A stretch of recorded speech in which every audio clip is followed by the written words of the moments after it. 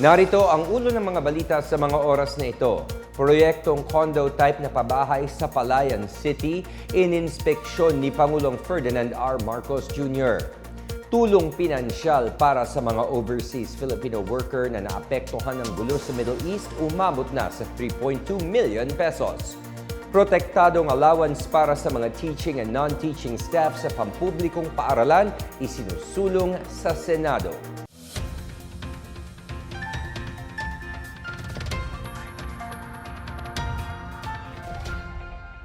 Ako si William Theo para sa PNA Headlines. Dinalaw ngayong araw ni Pangulong Ferdinand R. Marcos Jr. ang Palayan City Township, isang malaking proyekto na itinayo sa Nueva Ecija sa ilalim ng pinalawak na 4PH or Pambansang Pabahay para sa Pilipino program. Kasama ng Pangulo na nag-ikot sina Department of Human Settlements and Urban Development Secretary Jose Ramon Aliling, Palayan City Mayor Diandrel Cuevas at iba pang opisyal ng gobyerno. Ininspeksyon ng Pangulo ang mga tirahan at pangunahing amenities ng lugar, kabilang ang Central Park at Clubhouse at nakipag-usap sa mga homeowner. Sinabi ni Aliling na ipinapakita ng inisyatibo ito ang pagpupursige ng administrasyon na magtayo ng mga sustainable at matitirhang komunidad. Ang Palayan City Township ay isang 23 ektaryang komunidad sa Barangay Atate na pinagtatayuan ng 24 na condo-type residential building. Sinaksihan ng Pangulo ang groundbreaking nito noong Disyembre 2022 at malapit nang matapos ang ilan sa mga gusali nito. Inaasahang matitirhan ang mga ito ng nasa 22,596 na benepisyaryo. Bukas ang proyektong ito para sa mga kwalipikadong residente ng Palayan City at iba pang interesadong pamilya. Umabot na sa mahigit 3.2 million pesos ang halaga ng tulong pinansyal na ipinaabot ng Department of Social Welfare and Development or DSWD sa mga overseas Filipino worker na naiuwi ng gobyerno sa gitna ng bakbakan sa Middle East. Ayon kay Ada Colico, Assistant Secretary ng DSWD Protective Programs, mahigit 3,200 OFW na naapektuhan ng gulo sa Middle East ang natulungan na ng DSWD. Kabilang dito ang nasa 600 at siyam na OFW na nakatanggap na ng kabuuang 3.2 million pesos na pampuhunan para makapagsimulang muli sa kanilang mga probinsya. Mahigit 2,800 na OFW naman ang nakatanggap ng psychosocial first aid at natulungang makabalik sa Pilipinas. Nakatanggap din ng psychosocial first aid ang 400 at siyam na OFW na na-stranded sa mga airport dahil sa mga travel restriction. Bukod dito, namahagi rin ang DSWD ng livelihood assistance at tulong medikal. Ayon kay Colico, lahat ng ito'y batay sa direktiba ni Pangulong Marcos Jr. na tulungan ang mga OFW sa ilalim ng inisyatibong Uplift or Unified Package for Livelihoods, Industry, Food, and Transport.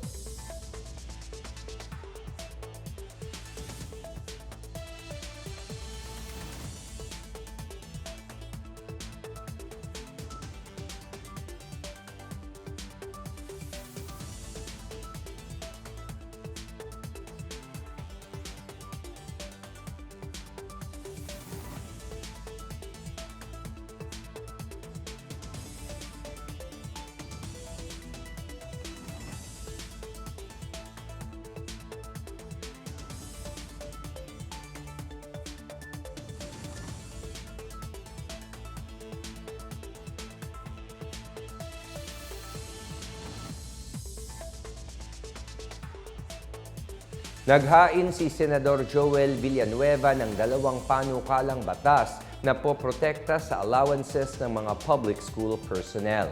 Ayon sa Senador, layunin ng Senate Bill number 1605 at 1606 na gawing formal at regular na i-adjust ang halaga ng kanilang mga benepisyo upang makasabay sa inflation. Sa ilalim ng Senate Bill number 1606, makakatanggap ng 5,000 pesos kada quarter ang mga teaching at non-teaching personnel, kabilang ang mga nagtuturo sa Alternative Learning Systems or ALS. Kabuuang 3,000 pesos ang para sa grocery at transportation allowance, habang 2,000 naman ay sa medical expenses.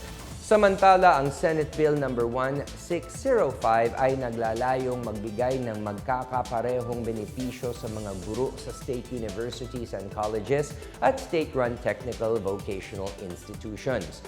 Ayon kay Villanueva, pagtitibayin at palalawigin ng mga panukalang batas na ito ang mga reformang nasimulan na para sa sektor ng edukasyon.